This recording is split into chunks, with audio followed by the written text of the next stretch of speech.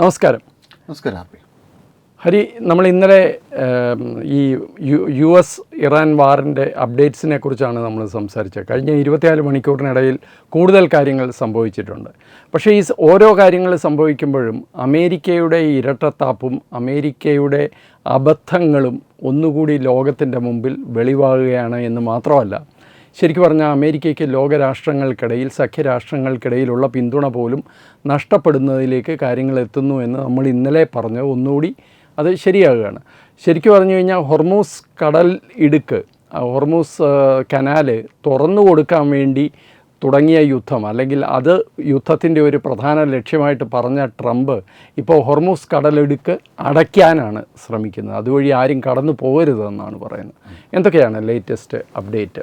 ഇന്നലെ തന്നെ ഒരു ഡീമൈനിങ് ഓപ്പറേഷൻസ് ഒക്കെയാണ് ആദ്യം ട്രംപ് നടത്തിയത്. അപ്പം ഇത് ഏതെങ്കിലും തരത്തിൽ നമുക്ക് ഗുണകരമാകും എന്നൊക്കെയാണ് ധരിച്ചിരുന്നത്. അതായത് ഇറാൻ ഈ രീതിയിൽ നടത്തുന്ന ഒരു ബ്ലോക്കേഡിനെ നമുക്ക് തകർക്കാൻ പറ്റും. പക്ഷേ ഇപ്പോൾ അടിമുടി ഒരു നാവിക ഉപരോധത്തിലേക്കാണ് പോയിരിക്കുന്നത്. ഇത് വലിയ രീതിയിൽ ദൂരവ്യാപകമായ പ്രത്യാഘാതങ്ങൾ ഉണ്ടാക്കും. ഇപ്പോൾ തന്നെ ഓയിലിൻ്റെ വില ക്രമാതീതമായി കൂടി വരുന്ന ഒരു സമയമാണ്. ഒരു ബാരലിന് $100 പുറത്തേക്ക് കാര്യങ്ങൾ പോയിക്കൊണ്ടിരിക്കുകയാണ്. ഇത് എങ്ങനെയാണ് ലോകത്തിൻ്റെ സാമ്പത്തിക സ്ഥിതിയെ, സംവിധാനത്തെ അടിമുടി മാറ്റിമറിക്കുക എന്നുള്ളത് ഇനി മാത്രമേ അറിയാൻ പറ്റുള്ളൂ. കാരണം ഇത്ര ഭയാനകമായൊരു ബ്ലോക്കേഡിലേക്ക് കാര്യങ്ങൾ പോകുമ്പോൾ ഇറാൻ ബ്ലോക്ക് ചെയ്തിരുന്നുവെങ്കിലും അനുവദിക്കപ്പെട്ടിരുന്നു പല രാജ്യങ്ങളെയും. പക്ഷേ ഈ ബ്ലോക്കേഡ് എത്രത്തോളം അമേരിക്കയ്ക്ക് നടപ്പാക്കാൻ പറ്റുമെന്നുള്ള ഒരു വലിയ ബുദ്ധിമുട്ടാണ്. കാരണം ലോകരാജ്യങ്ങളുടെ പിന്തുണ ഇല്ലാതെ ഇത് നാറ്റോയിൽ തന്നെ വലിയ ഭിന്നതയുണ്ട്. നാറ്റോയിൽ ഇമാനുവൽ മാക്രോൺ ഫ്രാൻസിൽ നിന്ന് ആദ്യമായി ഇതിനെതിരെ കലാപക്കൊടി ഉയർന്നു കഴിഞ്ഞു. അതോടൊപ്പം തന്നെ കെയർ സ്റ്റാമർ ഇതിന് നേരത്തെ തന്നെ എതിർത്തിട്ടുണ്ട്. അപ്പം ഇങ്ങനെ നാറ്റോയ്ക്കകത്ത് തന്നെ ശക്തമായ എതിർപ്പ് വരുന്ന ഒരു സാഹചര്യമാണ്. റഷ്യ എതിർക്കുന്നുണ്ട്, ചൈന എതിർക്കുന്നുണ്ട്, അങ്ങനെയുള്ള നിരവധി. ഇപ്പം ചൈനയുടെ കപ്പൽ കടന്നുപോയി, പക്ഷേ അതിന് അമേരിക്കയുടെ ഒരു അനുമതിയോടുകൂടിയാണ് ചൈനയുടെ കപ്പൽ കടക്കുന്നതെന്ന് പറയുന്നു. ഭാരതത്തിൻ്റെ കപ്പൽ കടക്കാൻ പോകുന്നു. പക്ഷേ എത്ര നാൾ ഇങ്ങനെ കപ്പലുകളെ മുഴുവൻ, അല്ലെങ്കിൽ ഈ ഗതാഗതം മുഴുവൻ ഇവർക്ക് അടച്ച് വെച്ച് അമേരിക്കയ്ക്ക് മുമ്പോട്ട് പോകാൻ പറ്റും എന്നുള്ളത് വലിയ സംശയമുണ്ട്. വലിയ പാടായിരിക്കും. കാരണം വലിയ രീതിയിലുള്ള ഒരു തിരിച്ചുള്ള അറ്റാക്ക് അമേരിക്കയ്ക്ക് ഉണ്ടാകാൻ ട്രംപ് കാണിക്കുന്ന വിഡ്ഢിത്തരങ്ങൾ കാരണം ട്രംപിന് ലോകത്തിൽ ഒരു മനുഷ്യനെയും അംഗീകരിക്കാൻ പറ്റില്ല. അദ്ദേഹത്തിൻ്റെ മുൻ പ്രസിഡന്റുമാരെ അംഗീകരിക്കാൻ പറ്റില്ല, റിപ്പബ്ലിക്കൻ പാർട്ടി അംഗീകരിക്കാൻ പറ്റില്ല, ഡെമോക്രാറ്റ്സിനെ അംഗീകരിക്കാൻ പറ്റില്ല, US സുപ്രീം കോടതിയെ അംഗീകരിക്കാൻ പറ്റില്ല. ട്രംപിനെ മാത്രം അംഗീകരിക്കുന്ന ഒരാളാണ്. ഒരു നാർസിസ്റ്റ്, ഒരു പക്ക നാർസിസ്റ്റ് ലോകം കണ്ടതിൽ വെച്ച് ഇത്രയേറെ. അല്ല, ഇതിലെ പ്രശ്നം ഞാൻ ഇന്നലെ ഒരിക്കൽ കൂടെ ചൂണ്ടിക്കാണിച്ചു. അത് വീണ്ടും പറയുകയാണ്. അതായത് ഒരു വശത്ത് ട്രംപ് ഇങ്ങനത്തെ ഭ്രാന്ത് കാണിക്കുമ്പോൾ മറുവശത്ത് വെള്ളപൂശപ്പെടുന്നത് 10,000-40,000 ചെറുപ്പക്കാരെ 2 മാസം കൊണ്ട് കൊന്നൊടുക്കിയ ഇറാനിയൻ ഭരണകൂടമാണ്. ഇപ്പോൾ ഇറാൻ വളരെ വലിയ ഹീറോ ആയിട്ട് നിൽക്കുകയാണ്, കാരണം അമേരിക്കയെ തടയുന്ന ഒരു ശക്തി എന്നുള്ള നിലയിൽ. പക്ഷേ ഞാനിപ്പോഴും പ്രതീക്ഷിക്കുന്നത് ഈ യുദ്ധം അവസാനിക്കാനുള്ള സാധ്യതയും ഉണ്ട് എന്ന് തന്നെയാണ്. കാരണം ഇന്നിപ്പോൾ ലെബനനിലെയും അമേരിക്കയിലെയും എനിക്ക് തോന്നുന്നത് അംബാസഡർമാർ ഇന്ന് വാഷിങ്ടണിൽ ചർച്ച നടത്തുകയാണ്. ഇസ്രായേലിൻ്റെ അംബാസഡറുമുണ്ട്, ലെബനൻ അംബാസഡറുണ്ട്, അമേരിക്കയുടെ പ്രതിനിധികളുണ്ട്.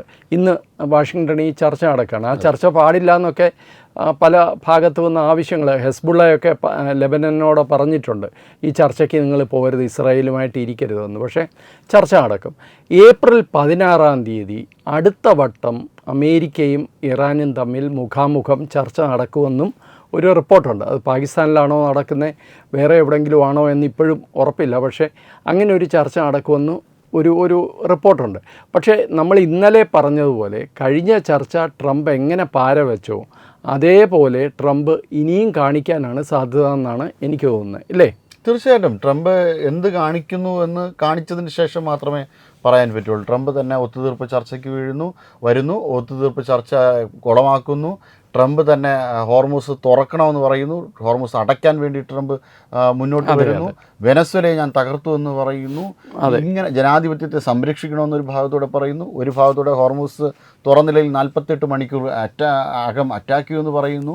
ഈ അടുത്ത ദിവസം പറയും ഹോർമൂസ് ഞങ്ങളുടെ ഉത്തരവാദിത്വമല്ല, ഇത് ഉപയോഗിക്കുന്ന രാജ്യങ്ങളുടെ ഉത്തരവാദിത്വം എന്ന് പറയും. ഇങ്ങനെ പക്ഷേ ഇത്രയും മൈനുകൾ അവിടെ ഇറാൻ വിതറിയിട്ടുണ്ട്. അതൊരു വലിയ അപകടം തന്നെയാണ് കേട്ടോ. കാരണം കൊമേഴ്ഷ്യൽ കപ്പലുകളാണ് ഈ പോകുന്നത് അതൊരു വലിയ അപകടമാണ്. നേരത്തെ നിങ്ങൾ പറഞ്ഞ പോലുള്ള ഡീമൈനിങ് ഓപ്പറേഷൻ എത്രത്തോളം ഫലപ്രദമാകുമെന്ന് നമുക്ക് പറയാൻ പറ്റില്ല. അല്ല, വളരെ സാങ്കേതികമായി മുന്നേ നിൽക്കുന്ന ഒരു രാജ്യത്തെ സംബന്ധിച്ചിടത്തോളം ചിലപ്പോൾ അത് സാധിക്കുമായിരിക്കും. പക്ഷേ അതിന് വേണ്ടിയിട്ടല്ല ഇപ്പോൾ ശ്രമം ഡീമൈനിങ് ഓപ്പറേഷൻ നടത്തിയതിന് ശേഷം അവിടെ അതുവഴി കപ്പലുകൾ തുറന്നു കൊടുക്കുന്നൊരു സാഹചര്യം വന്നിരുന്നുവെങ്കിൽ ഒരു പക്ഷേ ട്രംപ് ഇപ്പോൾ നിൽക്കുന്ന ഒരു വില്ലൻ പരിവേഷത്തിൽ നിന്ന് ഒരു ഹീറോ പരിവേഷത്തിലേക്ക് കാര്യങ്ങൾ മാറിയനെ. ഇറാനെ സംബന്ധിച്ചിടത്തോളം ഇറാൻ വലിയ രീതിയിൽ വെല്ലുവിളി നേരിട്ടു. ശരിക്കും പറഞ്ഞാൽ ഇറാൻ നടത്തിയ മനുഷ്യാവകാശ ലംഘനവും ഇറാൻ നടത്തിക്കൊണ്ടിരിക്കുന്ന നിയമവിരുദ്ധമായ ശരിക്കും പറഞ്ഞു കഴിഞ്ഞാൽ മനുഷ്യൻ്റെ എല്ലാ അവകാശങ്ങളെയും ഹനിക്കുന്ന തരത്തിലുള്ള ഒരു ഏകാധിപത്യ ഭരണമാണ്. പക്ഷെ അവർ ഇതിനിടയിൽ രക്ഷപ്പെടുകയാണ്. അവർ പൂർണ്ണമായിട്ട് രക്ഷപ്പെടുക. അവരുടെ തണലിൽ ഹെസ്ബുള്ള പോലെയുള്ള ഭീകര സംഘടനകൾക്കും കൂടുതൽ മാൻഡേറ്റ് ലഭിക്കുകയാണ്. അങ്ങനെ ഒരു വലിയ പ്രശ്നമുണ്ട്. പല ആൾക്കാരും ഇന്നലെ നമ്മൾ നടത്തിയ ചർച്ചയിലും പലരും ചൂണ്ടിക്കാട്ടിയ അല്ലെങ്കിൽ കമൻറ്റിൽ ചോദിച്ച ഒരു കാര്യമുണ്ട്. ഇറാൻ എങ്ങനെയാണ് ഇങ്ങനെ പിടിച്ചു നിൽക്കുന്നത്? അമേരിക്ക പറയുന്ന ഇറാൻ തീർന്നു. ഇന്നലെ കഴിഞ്ഞ ദിവസം പ്രസിഡന്റ് ട്രംപ് പറഞ്ഞ ഇറാൻ്റെ തല വെട്ടിക്കഴിഞ്ഞ് ഇറാൻ ഇരുട്ടിലേക്ക് പോവുകയാണ് എന്നൊക്കെ പറഞ്ഞു. പക്ഷേ ഇറാൻ ഇപ്പോഴും പിടിച്ചു നിൽക്കുകയാണ്. അതെങ്ങനെയാണ് എന്ന് ചിലരൊക്കെ ചോദിച്ചിരുന്നു. അതെ, ഇറാൻ തീർന്നു കഴിഞ്ഞു. പക്ഷേ ഇറാനെ സത്യത്തിൽ താങ്ങി നിർത്തുകയാണ് ഇപ്പോൾ ചെയ്യുന്നത് റഷ്യയും ചൈനയും ഒക്കെ. ചൈനയെ സംബന്ധിച്ചിടത്തോളം ഇപ്പോൾ ഇറാൻ്റെ ഒരു ഓയിൽ കിട്ടുന്നത് വളരെ വില കുറച്ചാണ്, ഭയങ്കരമായ രീതിയിൽ വില കുറച്ചാണ് ചൈനയ്ക്ക് ഓയിൽ കിട്ടുന്നത്. അതോടൊപ്പം തന്നെ ഈ ഷാഡോ ഫ്ലീറ്റ് എന്നൊക്കെ പറഞ്ഞുകൊണ്ട് വളരെ ആൾക്കാരെ മറച്ചുകൊണ്ട് ചൈന ഒരുപാട് ഓയിൽ കടത്തുന്നുണ്ട് ഈ ഖാർഗ് മേഖലയിൽ നിന്നൊക്കെ. അപ്പോൾ അത്തരത്തിൽ ചൈനയ്ക്കൊരു വമ്പൻ ലാഭം കിട്ടുന്ന ഒരു സമയമാണിത്. അതിന് പകരമായിട്ട് ചൈന അവർക്ക് ആയുധങ്ങൾ സപ്ലൈ ചെയ്യുന്നുണ്ട്. അതോടൊപ്പം തന്നെ അവർക്ക് ഇൻ്റലിജൻസ് സംവിധാനങ്ങൾ സപ്പോർട്ട് ചെയ്യുന്നുണ്ട്. ഇതിന് പുറമെ ഇറാനെ വരിഞ്ഞു മുറുക്കാവുന്ന തരത്തിൽ സാമ്പത്തിക സഹായം മറ്റും ചെയ്തതിന് ശേഷം ഇറാനെ തന്നെ ചൈന വിഴുങ്ങുന്ന ഒരു സാഹചര്യം ഉണ്ടാവും ഭാവിയിൽ. ചൈന പിന്നെ എല്ലാവരെയും അങ്ങനെയാണ് വിഴുങ്ങുന്നത്. അതെ അതെ. ഇപ്പോൾ ആഫ്രിക്കയിലൊക്കെ ചെന്നതിന് ശേഷം കാശ് കടം കൊടുത്തതിന് ശേഷം ആ രാജ്യത്തിൻ്റെ സമ്പദ് വ്യവസ്ഥയെ അപ്പാടെ വിഴുങ്ങുന്ന പഴയ സാമ്രാജ്യത്വ നയത്തിൻ്റെ ഒരു പുതിയ ഫോം. പക്ഷേ ഹരി, അധികം ആൾക്കാർ ശ്രദ്ധിക്കാത്ത ഒരു കാര്യം കൂടി പറഞ്ഞുകൊണ്ട് നമുക്ക് ഈ ചർച്ച അവസാനിപ്പിക്കാം. ചൈനയെക്കുറിച്ച് പറഞ്ഞു, വളരെ കറക്റ്റാണ്. ചൈന ഈ അവസരം ഉപയോഗിക്കുകയാണ്. പക്ഷേ അധികം ആൾക്കാർ ശ്രദ്ധിക്കാത്ത ഒരു കാര്യം, ഈ ഹൊർമൂസ് കടലിടുക്ക് ഇവിടെ അടയ്ക്കാൻ വേണ്ടിയിട്ട് ട്രംപ് ശ്രമിക്കുന്നു. അങ്ങനെ ഗതാഗതം ഇല്ലാതാക്കാനൊക്കെ ശ്രമിക്കുമ്പോൾ മറ്റൊരു സ്ഥലത്ത് വളരെ സുഗമമായിട്ട് ഒരു ഗതാഗതം നടക്കുന്നുണ്ട്. അത് അധികം ആൾക്കാർ ശ്രദ്ധിച്ചിട്ടില്ല. അത് കാസ്പിയൻ കടലാണ്. കാസ്പിയൻ കടൽ യഥാർത്ഥത്തിൽ കടലല്ല, അതൊരു വലിയ തടാകമാണ്. ലോകത്തിലെ തന്നെ വലിയ തടാകമാണ്. ഈ കാസ്പിയൻ കടലിലൂടെ ഇറാനും റഷ്യയും തമ്മിൽ നിർബാധം ആയുധക്കടത്തും മറ്റു കാര്യങ്ങളും നടക്കുന്നുണ്ട്. അപ്പോൾ ഒരു പക്ഷേ ഇറാനെ താങ്ങി നിർത്തുന്നത് ചൈനയും റഷ്യയുമാണെന്ന് ഹരി പറഞ്ഞു. ആ ചൈനയും റഷ്യയും താങ്ങി നിർത്തുന്നതിൽ ചൈനയുടെ ട്രാപ്പും പറഞ്ഞു. പക്ഷേ റഷ്യ എന്താണ് ചെയ്യുന്നതെന്ന് വെച്ചാൽ ഇത്തരം കാര്യങ്ങളും അതിൽ എല്ലാം ഉണ്ടെന്നാണ് പറയുന്നത്. ആയുധങ്ങളുണ്ട്, മറ്റ് എല്ലാ സാമഗ്രികളും ഉണ്ട്. അത് കാസ്പിയൻ കടൽ വഴി നിർബാധം കടത്തുകയാണ്. കാസ്പിയനിലേക്ക് ആക്സസ് മറ്റ് രാജ്യങ്ങൾക്കില്ല താനും. അത് കാസ്പിയൻ കടലിൻ്റെ ഇതെടുത്ത് നോക്കിക്കഴിഞ്ഞാൽ അറിയാം. വളരെ എൻക്ലോസ്ഡ് ആണ്, തടാകമാണ്. അപ്പോൾ അതുവഴി നിർബാധം ഇവർ തമ്മിലുള്ള കടത്ത് നടക്കുന്നുണ്ട്. അപ്പോൾ റഷ്യയും ചൈനയും എത്രകാലം ഇറാനെ താങ്ങി നിർത്തുന്നു, പൂർണ്ണമായിട്ട് ഇറാനെ തോൽപ്പിക്കുക എന്നുള്ളത് അമേരിക്കയ്ക്ക് സാധിക്കുന്ന കാര്യമല്ല ഇപ്പോഴത്തെ അവസ്ഥയിൽ. അപ്പോൾ എന്തായാലും നമുക്ക് നോക്കാം, ഈ യുദ്ധം എത്രയും പെട്ടെന്ന് അവസാനിക്കട്ടെ എന്ന് ആഗ്രഹിക്കാനേ പറ്റുള്ളൂ. 16-ാം തീയതി ചർച്ച നടക്കട്ടെ എന്ന് നമുക്ക് വിശ്വസിക്കാം, നടക്കുമെന്ന് വിശ്വസിക്കാം, അത് വിജയത്തിലെത്തുമെന്നും വിശ്വസിക്കാം. കാരണം ഈ യുദ്ധം ഓരോ ദിവസവും മുമ്പോട്ട് പോകും തോറും അതിഭീകരമായ ഒരു ഭാവിയിലേക്കാണ് മനുഷ്യരാശി മുഴുവൻ എത്തുന്നത്. കാരണം ജീവിത ചെലവ് അല്ലെങ്കിൽ തന്നെ വലിയ തോതിൽ കൂടിയിരിക്കുകയാണ്. കോവിഡിൻ്റെ ആഘാതത്തിൽ നിന്ന് നമ്മൾ മുക്തരായി വരുന്നേ ഉള്ളൂ. അപ്പോൾ അതിനിടയിൽ അടുത്ത ഒരു വലിയ ആഘാതം കൂടി താങ്ങാൻ പല രാജ്യങ്ങൾക്കും ശക്തിയില്ല, പല സമൂഹങ്ങൾക്കും ശക്തിയില്ല. അതുകൊണ്ട് തീർച്ചയായിട്ടും ഈ യുദ്ധം എത്രയും പെട്ടെന്ന് അവസാനിക്കട്ടെ. ട്രംപ് എത്രയും പെട്ടെന്ന് ഇതിൻ്റെ ഒരു ശരിയായ പാത തിരഞ്ഞെടുക്കട്ടെ എന്ന് മാത്രം നമുക്ക് ആശിക്കാം. നമസ്കാരം.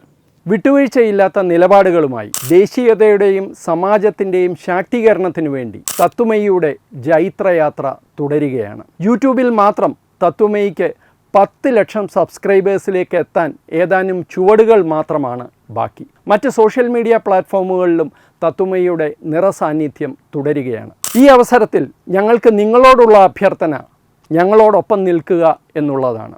നിങ്ങൾ ഉപയോഗിക്കുന്ന ഏത് സോഷ്യൽ മീഡിയ പ്ലാറ്റ്ഫോം ആണെങ്കിലും ഞങ്ങളുടെ വരിക്കാരാകുക, ഞങ്ങളെ സബ്സ്ക്രൈബ് ചെയ്യുക, നിങ്ങളുടെ സുഹൃത്തുക്കളിലേക്ക് തത്വമയിയുടെ ഈ സന്ദേശം പ്രചരിപ്പിക്കുക. ഞങ്ങളോടൊപ്പം നിൽക്കൂ, രാഷ്ട്രത്തോടൊപ്പം നിൽക്കൂ, ദേശീയതയ്ക്കൊപ്പം സഞ്ചരിക്കൂ.